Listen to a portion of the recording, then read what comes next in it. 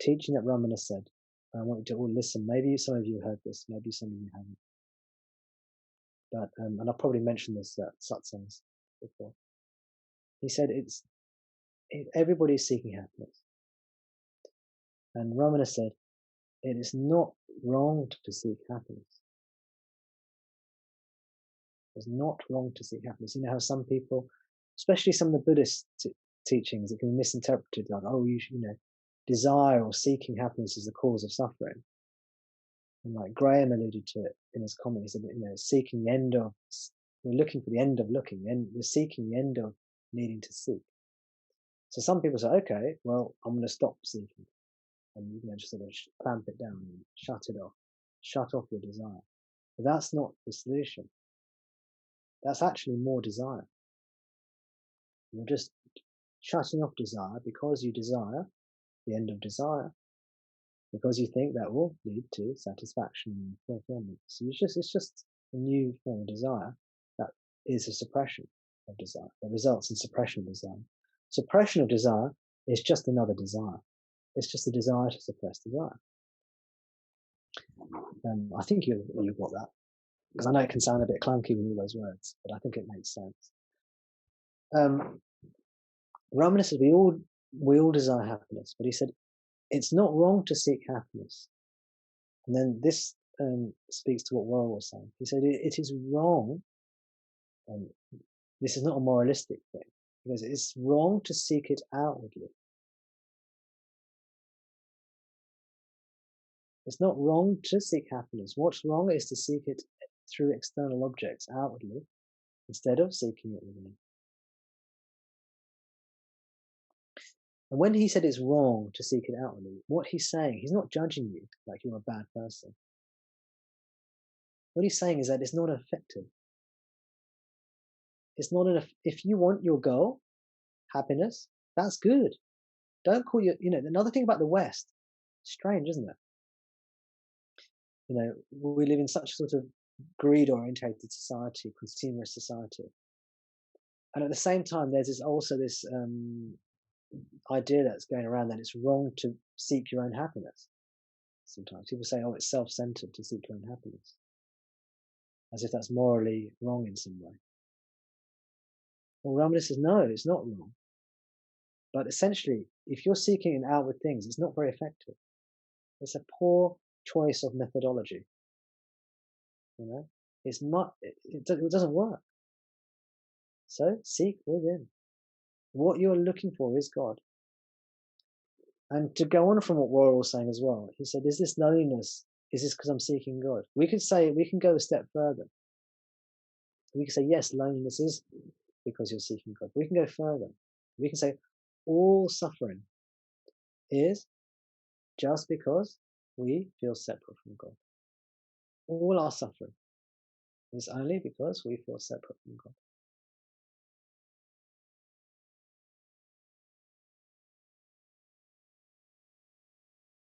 We feel separate from the self. We are the God. We are self. We are Ramana. He is I. I am He.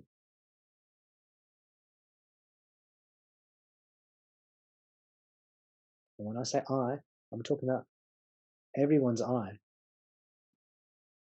not talking about Tom. I'm going to say He is you. You are He.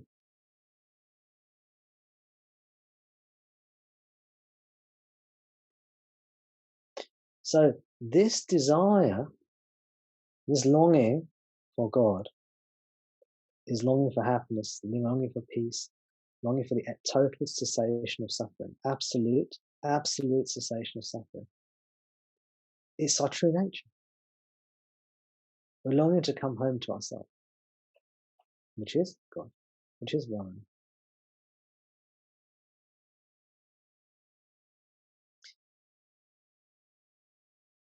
Because we know we are that, and we in quotes should be that already, we long for it. And we will not stop seeking. We will not stop seeking until we find that. That is the itch that you cannot scratch. And it doesn't go away until liberation. So you can pretend, no, I'm not interested in liberation. I'm happy as I am. You're fooling yourself. You deeply want liberation. As long as there's ignorance there, you deeply want liberation. You know, you get some people say, maybe you come across some spiritual types who say, I'm not interested in liberation. I think just be good and do good. You silly people. They've shut themselves off. They desire liberation. Everyone wants liberation. You can pretend you don't want it if you haven't been successful. You can say, oh, or you can settle for less. You can settle for second best. You can settle for, I don't know, maybe a nice life as a body mind.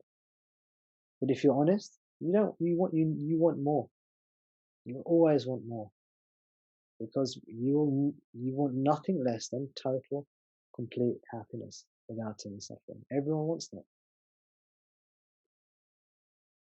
But some people are not sensitive to it. They've desensitized themselves.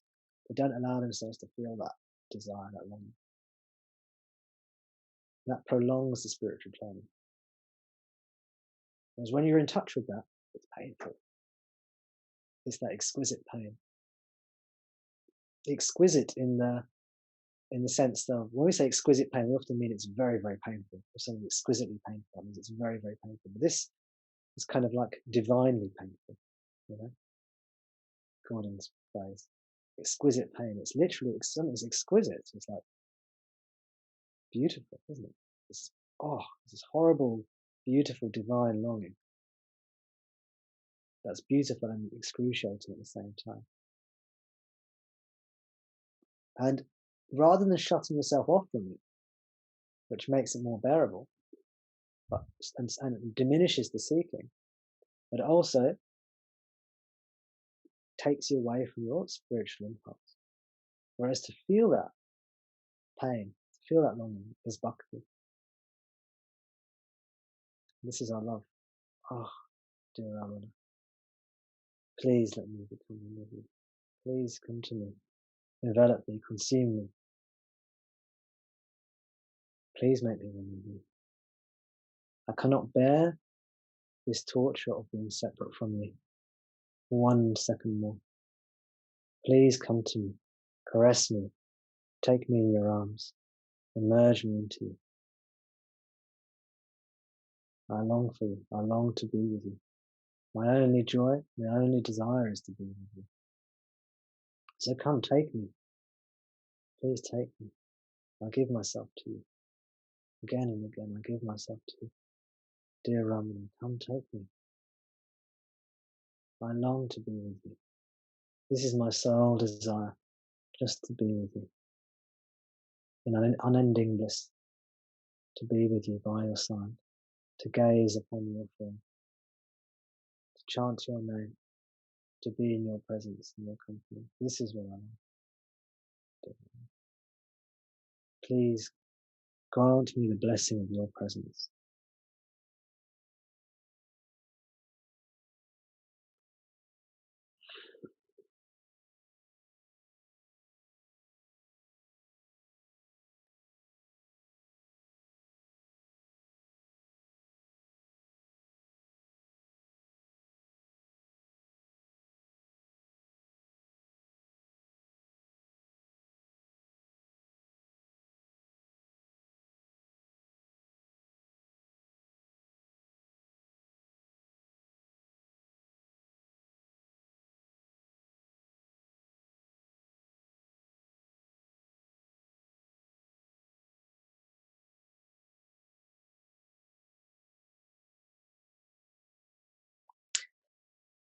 Dear Ramana, I know that all these worldly things that my mind conjures up, none of these things will give me real fulfillment.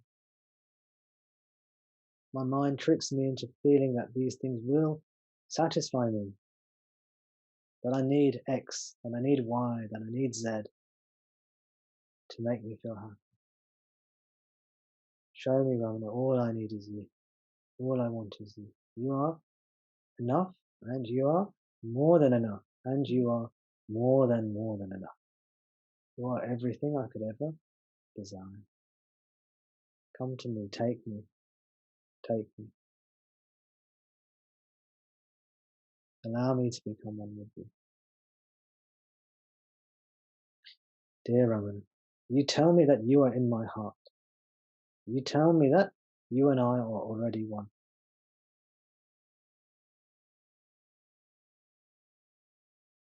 Let me feel that. Let me know that. Let me disappear in your presence. Let your silence overwhelm me.